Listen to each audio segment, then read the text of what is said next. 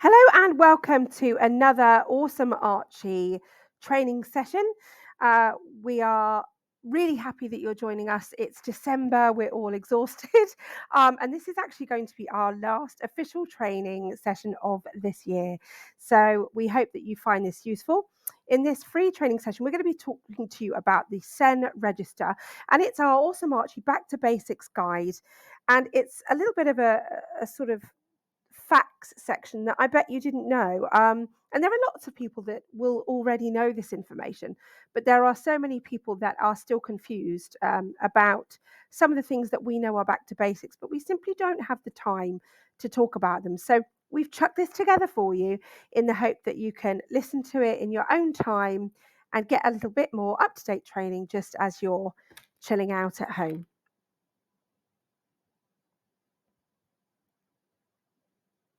So, welcome to our Back to Basics guide to mainstream SEN Register.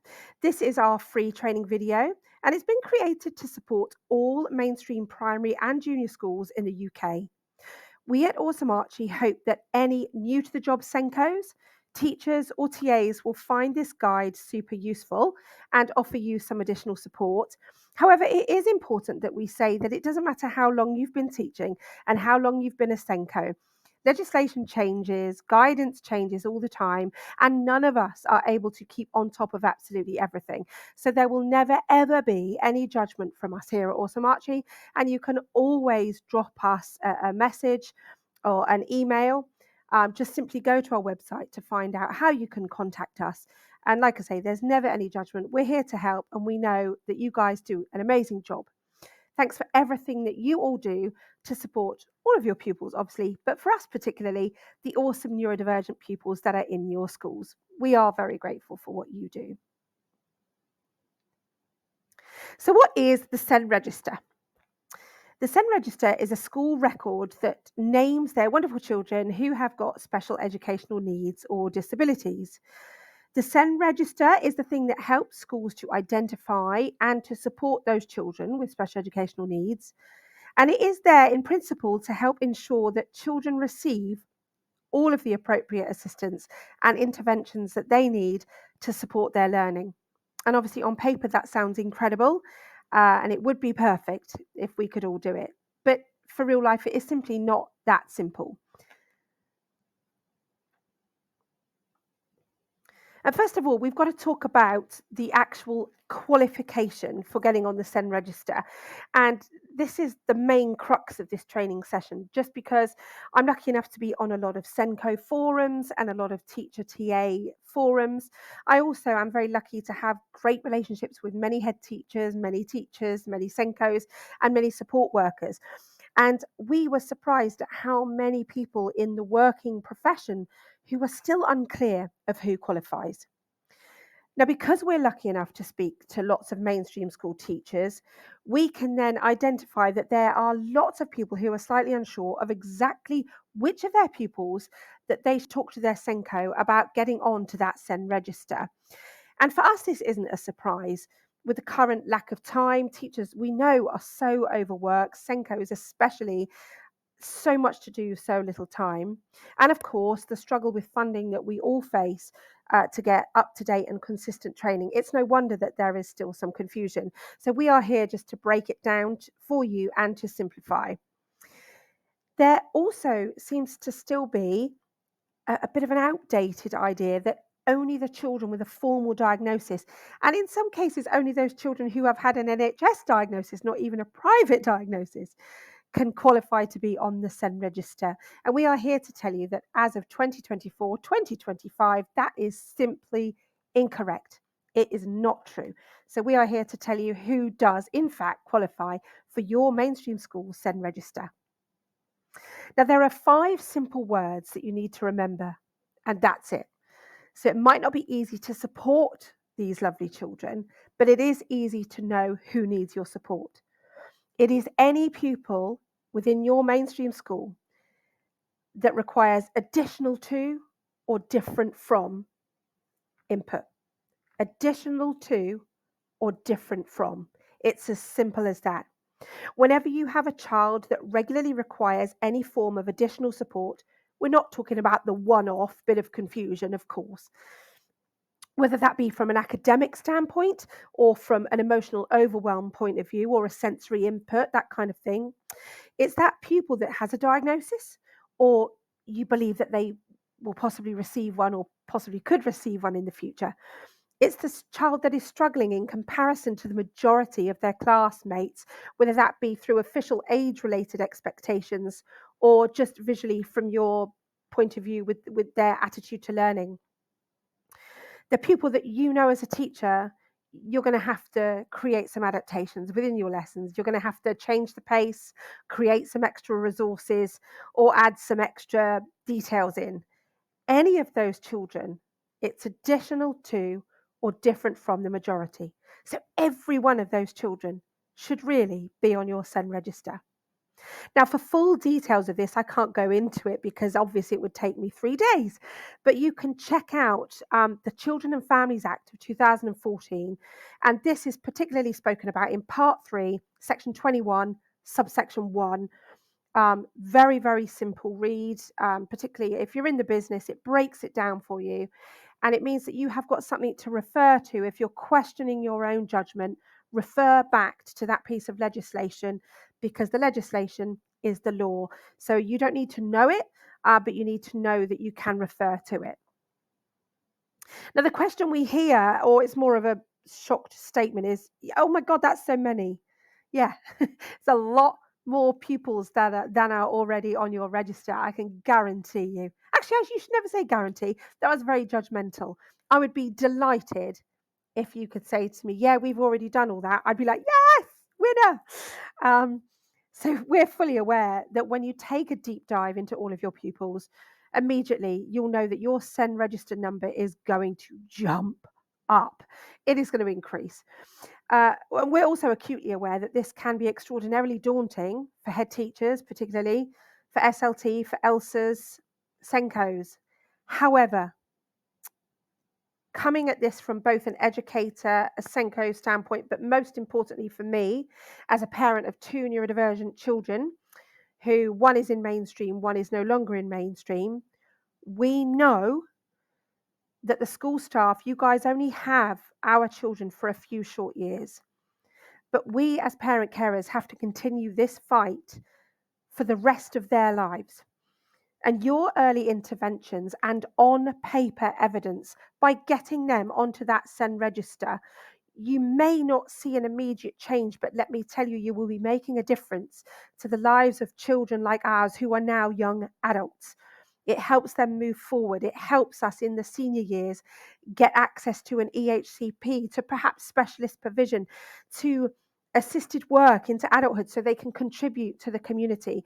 So please, I beg of you, and particularly head teachers, don't just look at these children that are blessed to be in your care as a 5-year window. You have the ability to change the lives of these children forever. And that is such an amazing gift. And I don't think it's spoken about enough. I realize that as part of your job as heads and as SLT, it's getting those numbers, making sure you're keeping an eye out for Ofsted. I understand that's important. But most of us, well, I would say all of us get into teaching because we like children. We like to support. We like to educate. And that should be for the masses, not for just those who have the higher number for your scores.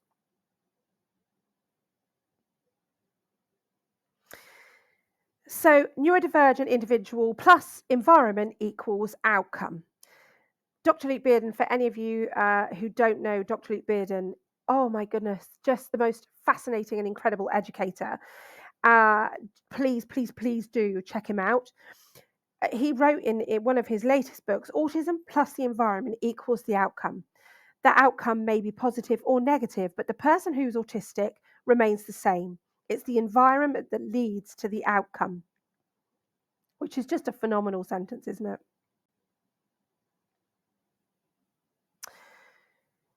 This means, in an easier term, that ensuring that all of our pupils that should be on that SEN register, no matter how many there are in your school, get on there.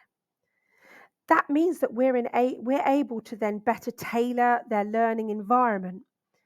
This will, of course, in turn improve results, not just from an academic standpoint, which is going to be great for our numbers, but also from a mental health point of view, not only for our pupils, but for our teachers, TAs, SLTs, Senkos, ELSAs, anyone else, and the parent carers. It benefits everybody.